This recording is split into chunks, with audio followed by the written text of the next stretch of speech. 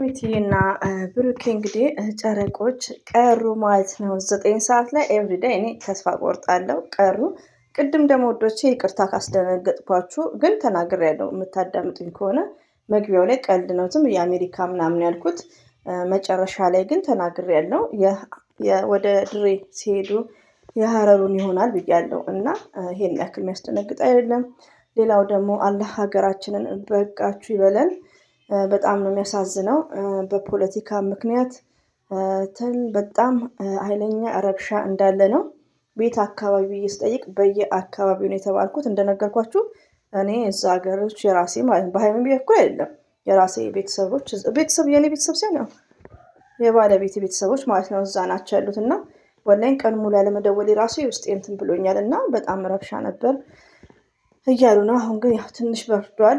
ባይዘዌ ይሄ ነገር ረብሻው አዲስ አይደለም፣ ግን ቡታጅራ ላይ ብዙ የተለመደም አይደለም። ያኔ ሰላም በብዛት ሰላም ያለበት ሀገር ተብሎ ነው የምናወራው በብዛት። እንግዲህ ኢትዮጵያ ውስጥ የትግራይ እናት፣ የአማራ እናት፣ የኦሮሞ እናት፣ የብሔር ብሔረሰብ እናቶች አልቅሰውበታል እና ዛሬ ላይ ግን አላህ በቃችሁ ይበለን። አላህ ሀገራችንን ሰላም ያርግልን ውዶቼ ማለት ነው። ወላሂ በጣም ነው የተሰማኝ ማለት ነው። አንደኛ ነገር ምን ሆኜ ነው ያኔ ቲክቶክ ላይ አይቻለሁ ጦርነቱን እንትኑን፣ ግን ምንድነው ፎቁን ምናምን ሳይሆን ደግሞ ብቻ አይዶን ነው ፎከስ አላረኩም። ወላሂ ነው የምላችሁ። ያው ከልጆች ጋርም ልብን ብዬ እንትን ስላልኩ ቲክቶክ ላይ ደግሞ ወደ ስድቡም ብቻ ያኔ አይምሮ እንትን ተከፋፍሎ ነበር። አሰላሙ አለይኩም ወራህመቱላሂ ወበረከቱ። ውድና የተከበራችሁ ዘር ለገበሬ ቤተሰቦች የምወዳችሁ የማከብራችሁ ሁሉ አማኑ ሰላም እኔ ጋር አልሐምዱሊላህ ሁሉ አማን ነው። ውዶቼ ማሮቼ ፍቅሮቼ እንግዲህ እነ ጨረቃዬ ቀርተውብናል። አላህ በሰላም ሰላም ይኑልን ከምንም በላይ ማለት ነው። ከምንም በላይ ሰው ልጅ ምንድነው ሰላም ነው። ሌላው ደግሞ መግቢያው ላይ ያስገባውላችሁ ያ ሁላችሁም ባልነግራችሁ ታውቃላችሁ የገጠሩ ነው። እንደውም ብዙዎቻችን ለራሳችን መነቃቂያ ነው። ሀይሚዬ ለምን አልሄደችም? ሀይሚዬ ግርግር ቦታ አትወድም። ላይክ ባይዘው እኔ ምን ብዬቻለሁ? እንደዚህ አይነት ቦታ ግርግር ቦታ አይባልም። ግርግር ቦታ ማለት ውዶቼ የባለፈው ኮካኮላ ላይክ እንደዛ ነው እንጂ የባህል ነገር ግርግር ቦታ አይባልም ብዬ ነበር ትዝ ካላችሁ ማለት ነው። እና አልሄደችም ብቻውን ላይክ ለምትሉት ይኸው ሀይሚዬም እንደ አንድ ላይ እንዳለች እንግዲህ የሚታይ ቲክቶክ ላይ ተለቀዋል። ቅድም የተለቀቀው ባይዘዌ ኮሜንትም እየጻፋችሁልኝ ነው እና እሺዬ ቴንክ ዩ ቬሪ ማች።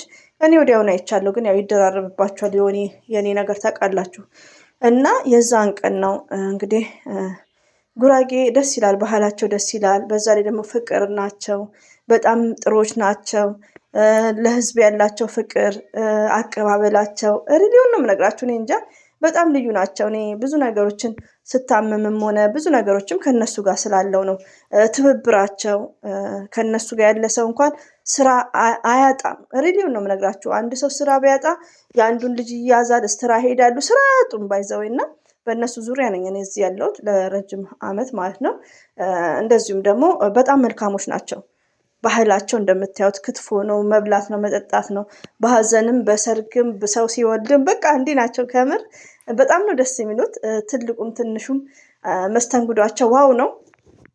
ሞርዛን ደግሞ ይኸው የሸገሮቹ ሄደው ደግሞ ሞርዛን ይመሰክራሉ። የጉራጌ ህዝብ የፍቅር ሰው ናቸው፣ በጣም ፍቅር ናቸው። ሞርዛን እንደቀረባቸው ማለት ነው። እና እንግዲህ በሀገራቸው ላይ የስተርዴ ይመስለኛል አይ ቲንክ ጦርነት ነው፣ ይቅርታ ረብሽ ነው። እሱም ረብሽ ምንድነው በፖለቲካ ነው የተባልኩት። እንግዲህ አላህ ይድረስላቸው ውዶቼ። ኢትዮጵያ አላህ ይይልን። ለምዬ ሀገራችን ለኢትዮጵያ ሰላም ፍቅርን አንድነትን ይስጥልን። ሁላችንም ሪሊዮን ከሚዲያ ጀርባ ዱዓ ስናደርግ ጸሎት ስናደርግ ለእናታችን እምዬ፣ ለምን ህዝቦቻችን በጣም ነው የሚያሳዝኑት። እናቶቻችን አለቀሱ ስንት አመት ሙሉ ሪሊዮን ነው። ዛሬ ላይም ደግሞ በቃን ይበለን ማለት ነው። እና እንግዲህ በጣም ነው የሚያሳዝነው። እንደዚህ ስሰማ በጣም ነው ያዘንኩት። እና ሌላው ደግሞ ስለ ሀይሚ ስለ ብሩኬ አትጨነቁ፣ ይሄን ያክል ዱዓ አድርጉ። በእነሱ ፋይን ናቸው፣ ደህና ናቸው።